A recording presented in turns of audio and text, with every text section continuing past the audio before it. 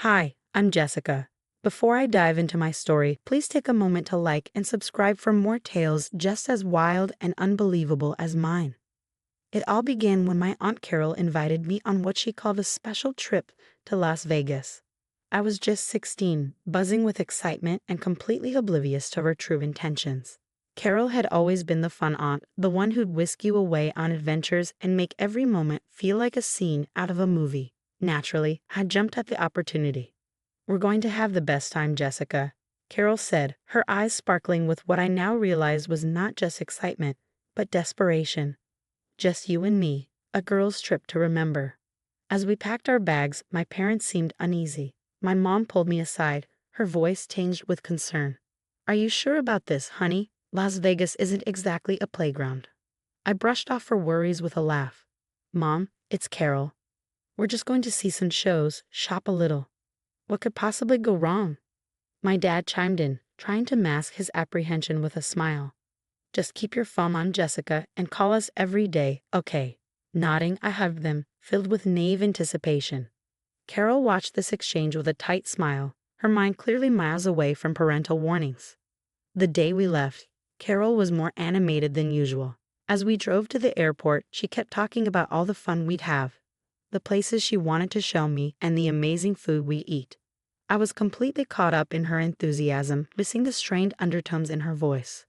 "First thing we do is hit the Strip. You're going to love it, Jessica. The lights, the people, it's another world." Sitting in the passenger seat, I nodded, my thoughts already wandering to the busy streets of Las Vegas. But beneath all the excitement, I couldn't shake the slight anxiety my parents' words had planted in my heart. Little did I know, their instincts were right to worry. That night at our hotel, I noticed Carol was on the phone a lot, whispering in corners and quickly hanging up whenever I approached. Curiosity finally got the better of me, and I asked her about it during dinner. "Who keeps calling, Aunt Carol?" She waved my question away with a nervous laugh. "Oh, just confirming our plans here, making sure everything is perfect for us." Her evasive answer did little to ease the unsettling feeling growing inside me, but I pushed those doubts aside, telling myself it was just jitters about being in a new city. If only I had listened to that inner voice warning me of the storm that was about to break. Walking through the vibrant buzz of Las Vegas, I was riding a high of lights and sounds, completely oblivious to the schemes unfolding behind Carol's enthusiastic facade. Our hotel was opulent, the kind of place where dreams are made, not shattered. But my dream was about to crack wide open. "Let's check out some venues tomorrow, Jessica. It'll be fun," Carol said, her tone too chirpy, her smile a stretch too wide. Nodding along, I felt unease nudge me again. Something was off. Her excitement seemed forced, like she was playing a part.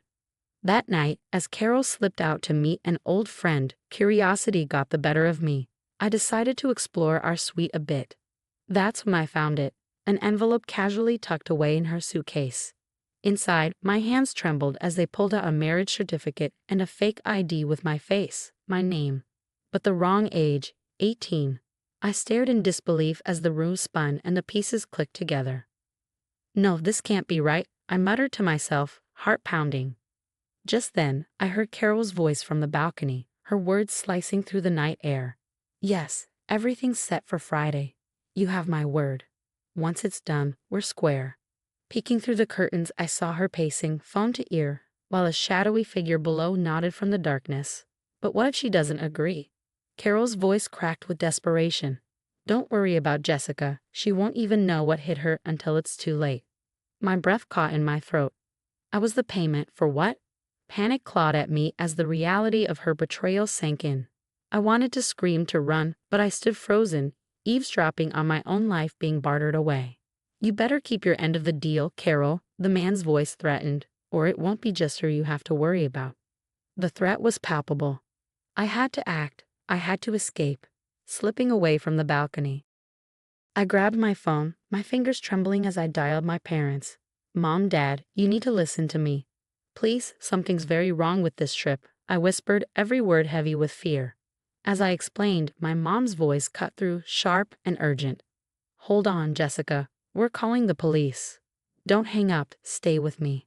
The minutes dragged on like hours as I poured out everything. The fake ID, the marriage plot, the menacing man below. My parents' voices, once soothing lullabies, were now lifelines pulling me back from the brink. "We're here with you, Jessica. Help is on the way. Just stay safe until they get there." Nodding to their voices, I realized this wasn't just a betrayal. It was a wake-up call.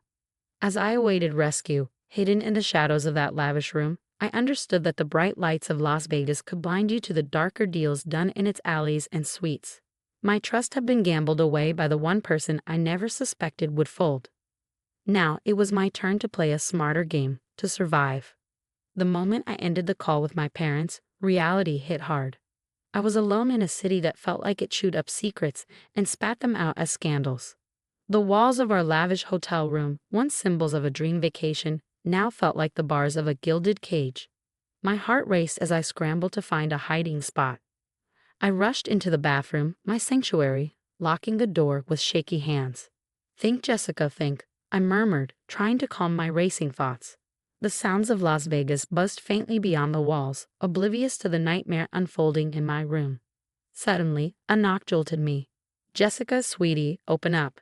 Let's talk about this." Carol's voice, usually warm and inviting, now oozed with a chilling sweetness. "No way, Carol. I know everything. The police are coming," I shouted, my voice more confident than I felt as it echoed off the bathroom tiles.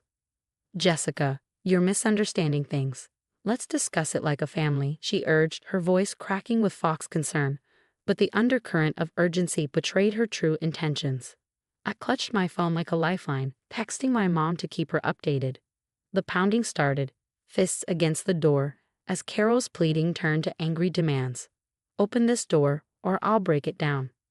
"Stay away from me." My reply was a scream, every ounce of trust in Carol shattered by her deceit. The minutes stretched into an eternity, each second a tick of tension. Then, the distant sound of sirens gave me a sliver of hope. They grew louder, the wail of justice on its approach. The door shook under an onslaught of force as Carol and her accomplices tried to break through. "You're ruining everything, Jessica." Carol's voice was now shrill with panic. "Just hold on, sweetheart. The police are almost there." My dad's voice buzzed through the phone, a beacon in the chaos. Suddenly, the world outside the bathroom exploded into noise and activity, shouts, heavy footsteps, and the clear commands of law enforcement cutting through the frenzy. "Las Vegas police." Everyone step away from the door. The relief that washed over me was palpable. I barely managed to whisper a thank you, sliding down against the door as the locks clicked open from the outside. The sight of the officers was like the sunrise after the longest, darkest night. "We've got you, miss. You're safe now," one of the officers assured me as they handcuffed Carol and her cohorts. Their scheme was foiled, their faces masks of disbelief and defeat. As I stepped out of that bathroom, the hotel suite felt less like a cage and more like a battleground where I claimed victory. But it was a victory that left a bitter taste, the price of trust too high to ever gamble on blindly again. Back home, the familiarity of my room couldn't wash away the shadow that the incident in Las Vegas had cast over my life. My parents and I sat in a living room, a silent understanding passing between us. They were wrapped in their own cloak of guilt, having trusted Carol without question. "You did everything right, Jessica," my mom said, breaking the silence. Her voice trembled, reflecting the mix of relief and remorse that had taken residence in our home. "I know, Mom, but why didn't we see the signs?" My question hung in the air, heavy with the weight of betrayal. "We thought we knew her," my dad added quietly. "We were blinded by family ties. It's on us too, not just you." This admission didn't erase the events, but it started a slow process of healing. Recognizing the need for professional help, I began therapy.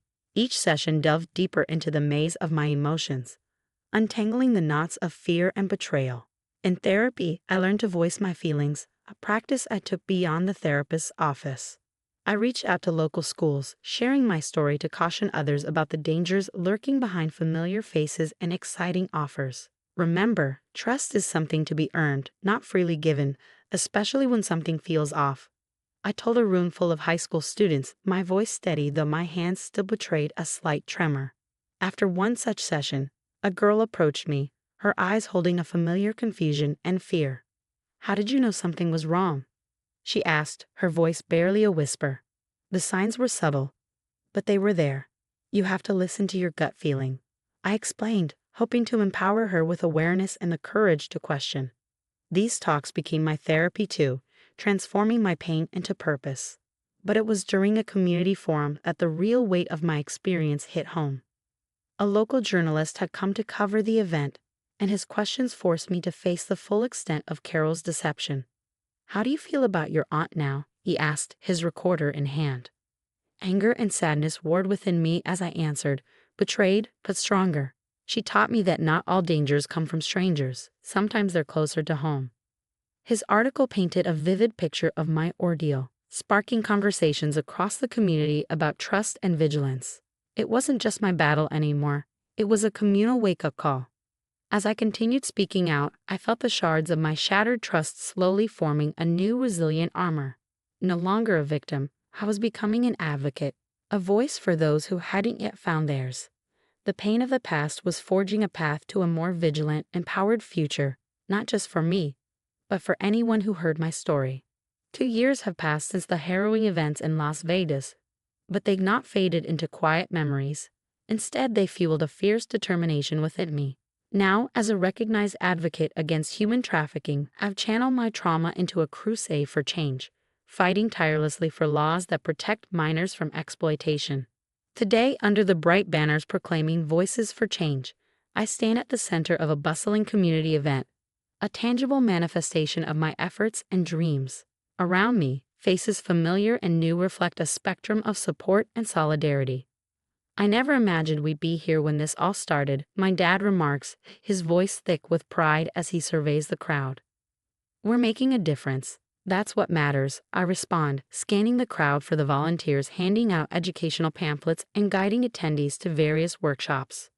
At the heart of the event, a panel discussion is about to begin. I step up to the podium, the hum of conversations fading as all eyes turn to me. "Thank you, everyone, for being here today." I begin, my voice clear and confident. 2 years ago, I was almost forced into a marriage by someone I trusted. That betrayal turned my world upside down, but it also opened my eyes to the silent cries of others trapped in similar, if not worse, situations. A murmur of acknowledgement ripples through the crowd. I continue, "This isn't just my fight, it's our fight. Today, we stand together not just to share stories, but to shape laws to ensure no minor has to face what I did." The audience's response is a blend of applause and cheers, a collective voice of agreement and encouragement. As the event winds down, the setting sun casts a warm glow over us. The laughter and conversations around me, the community united for a cause, reaffirm my path. This journey, worn from the darkest of trials, now shines as a beacon of hope. It's not just my resilience that's been forged, but a collective resolve, proving that even without legal retribution, the power of community support and advocacy is a profound, transformative justice. As our story comes to a close, I have a question for you all. Do you think family should always be trusted, or is it sometimes necessary to question even those closest to us to protect ourselves? Share your thoughts in the comments below. If you found this story compelling, please like this video and subscribe to our channel for more discussions like this. Your support helps us bring more stories and conversations to light.